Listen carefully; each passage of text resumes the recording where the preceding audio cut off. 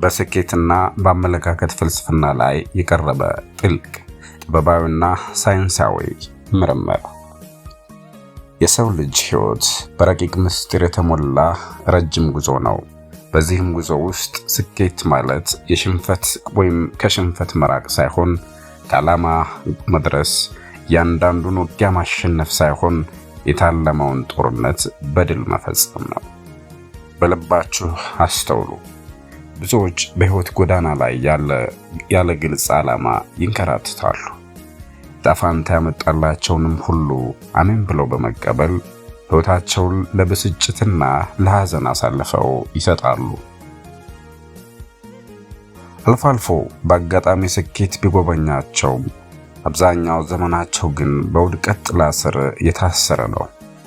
ሆኖም ግን አሁን ካለው ሕይወት ይልቅ የበለጸገና እርካታ የሞላበትን ሕይወት ለመኖር የሚተጋ ሰው በጽናትና በፈቃደኝነት ታላቅ ስኬትን ይጎናጸፋል። ይህ ዩካን የተሰኘ መጽሐፍ ለእንዲህ አይነቱ ሰው የተዘጋጀ የምስጢር መክፈቻ ነው። ይህ የጥበብ ጎዳና በሦስት ወገን ተከፍሎ ይታያል። በመጀመሪያው ወገን ስኬት እንደ ግንባታ መመሪያ ወይም ማኑዋል ነው። ዋጋ ያለው ሕይወት ለመስራት የሚያስፈልጉ መሳሪያዎችንና ረቂቅ ንድፎችን ወይም ብሉፕሪንት በዝርዝር ያሳያል። በሁለተኛው ወገን ደግሞ ስኬት እንደ ምግብ አዘገጃጀት መመሪያ ወይም ኩክቡክ ይቆጠራል። ታላቅ ውጤት እንዲገኝ የሚያስፈልጉ ግብዓቶችና መሰረታዊ መርሆች በተገቢው መጠንና ሁኔታ ሲቀመሙ ውጤቱ የታለመውን ግብ ይመታል። ከሁሉም በላይ ግን ስኬት አንድን ሰው ከህልም ወደ እውነት፣ ከአቅም ወደ ተግባር የሚያሸጋግር የደረጃ በደረጃ መመሪያ ወይም ጋይድ ቡክ ነው። ለዚህ ነው ዕውቀትን በችኮላና በዘፈቀደ ማየት የማይገባው። ይልቁንም እያንዳንዱ ምዕራፍ በሚገባ ሳይረዱ ወደ ቀጣዩ አለመሸጋገርን ልማድ ማድረግ ይገባል። ይህ አይነቱ ጥንቃቄ በልቦና ውስጥ የሚታተም መሰረት ነው። በውስጡም የሚታሰቡ ግቦች፣ የሚራመዱባቸው ደረጃዎችና የሚጠበቁባቸው የጊዜ ሰሌዳዎች በአግባቡ ተለይተው ይቀመጣሉ።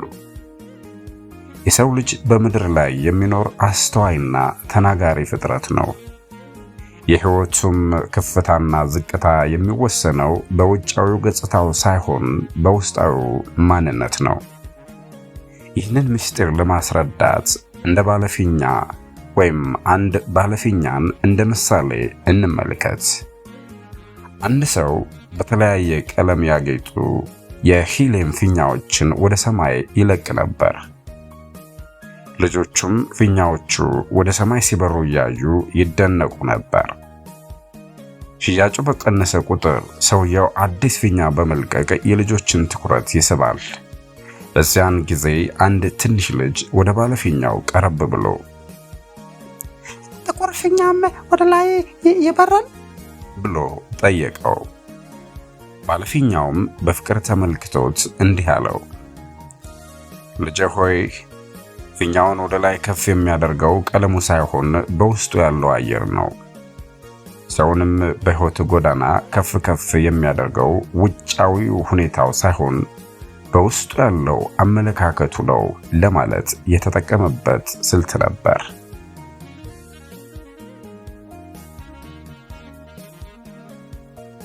እንደ ዊሊያም ጄምስ አገላለጽ የሰው ልጅ አመለካከቱን በመለወጥ ሕይወቱን የመለወጥ አቅም አለው። አመለካከት ለስኬት ያለው ድርሻ እጅግ የላቀ ነው። የታላላቅ አውዶች ጥናት እንደሚጠቁሙት አንድ ሰው ሥራ ሲቀጠር ወይም እድገት ሲያገኝ 85 በመቶ የሚሆነው ድርሻ ያመለካከቱ ውጤት ነው። አመለካከት የስኬት መሰረት ነው። ልክ እንደ ካልጋሪ ግንብ ወይም ካልጋሪ ታወር አንድ ህንፃ ወደ ላይ ቆሞ እንዲታይ ከመሬት በታች የሚሸከም ጠንካራ መሰረት እንደሚያስፈልገው ሁሉ ስኬትም በልቡና ውስጥ በሚታነጽ ጽኑ አመለካከት ላይ ይቆማል። ሰዎች ብዙ ጊዜ ስኬትንና እድልን ከሩቅ ይፈልጋሉ። የሌላ ሰው ሜዳም ሁልጊዜ አረንጓዴ መስሎ ይታያቸዋል። የገበሬው የሐፊዝ ታሪክ ለዚህ ትልቅ ማሳሰቢያ ነው። ሐፊዝ የተባለው አፍሪካዊ ገበሬ በሕይወቱ ደስተኛና እርካታ ያለው ሰው ነበር። አንድ ቀን ግን አንድ ጠቢብ መጥቶ ስለ አልማዝ ክብርና ኃይል ነገረው። የአውራ ጣትህን የሚያህል አልማዝ ቢኖርህ የራስን ከተማ መግዛት ትችላለህ። የእጅህን ጡጫ የሚያህል ቢኖርህ ደግሞ የራስን ሀገር መግዛት ትችላለህ አለው። ከዚያች ሌሊት ጀምሮ የሐፊዝ ሰላም ጠፋ። አልማዝ ስለሌለው ራሱን እንደ ድሃ ቆጠረ። እርሻውን ሽጦ ቤተሰቦቹን አደራ ሰጥቶ አልማዝ ፍለጋ ተነሳ። መላውን አፍሪካን፣ አውሮፓንና ስፔንን በሙሉ ዞረ። በመጨረሻም በአካልና በገንዘብ ደክሞ ተስፋም ቆርጦ ራሱን ባርሴሎና ወንዝ ውስጥ በመወርወር ሕይወቱን አጠፋ። ነገር ግን በሌላ በኩል የሐፊዝን እርሻ የገዛው ሰው አንድ ቀን ግመሎቹን በወንዝ ዳር እያጠጣ ሳለ በአሸዋ ውስጥ የሚንጸባረቅ ድንጋይ አገኘ።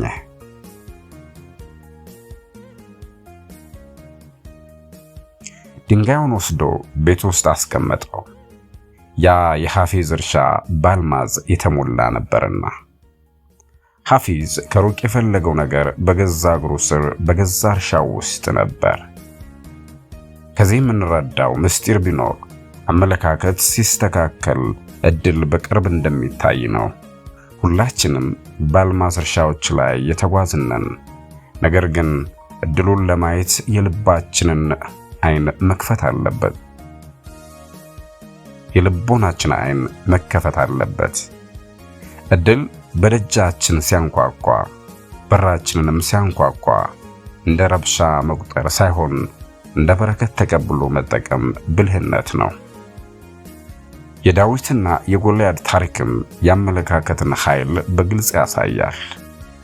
ጎልያድ ግዙፍና አስፈሪ ተዋጊ ቢሆንም ዳዊት ግን የተመለከተው የጠላቱን ግዝፈት ሳይሆን የድሉን ስፋት ነው። ሌላው በጣም ግዙፍ ስለሆነ ልንመታው አንችልም ሲል፣ ዳዊት ግን በጣም ግዙፍ ስለሆነ ለመሳት አይቻልም ወይም ልንስተው አንችልም በማለት በድል አጠናቀቀ።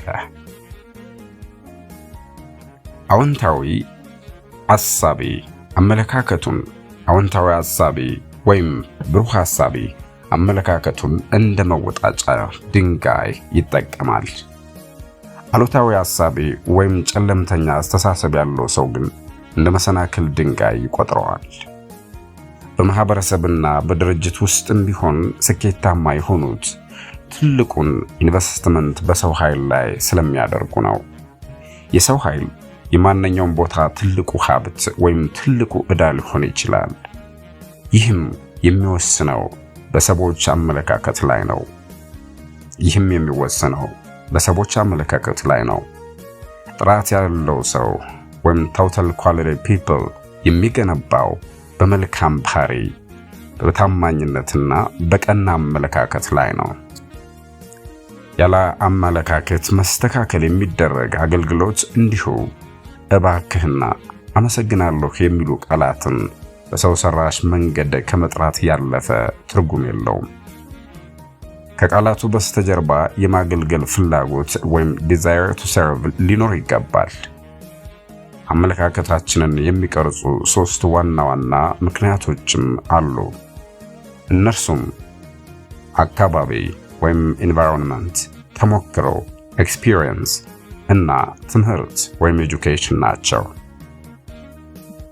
አካባቢው አዎንታዊ ከሆነ እድሎችን የማየት አቅም ይጨምራል። ካለፈው ተሞክሮም የሚገኝ ትምህርት ወደፊት ለሚደረግ ጉዞ መብራት ይሆናል። ትምህርት ደግሞ አእምሮውን ዘወትር በአዎንታዊ መረጃዎች መመገብን ያመለክታል። ሰው በትክክለኛው መረጃና በእውነት ሲታነጽ አመለካከቱ ይለወጣል። አመለካከቱ ሲለወጥ ደግሞ ዓለሙ ይለወጣል። በአጠቃላይ ስኬት የዓላማ መኖርና ለዛ ዓላማ የሚሰጥ ዋጋ ነው። አመለካከት ደግሞ የህይወት መሰረትና የድል ቁልፍ ነው።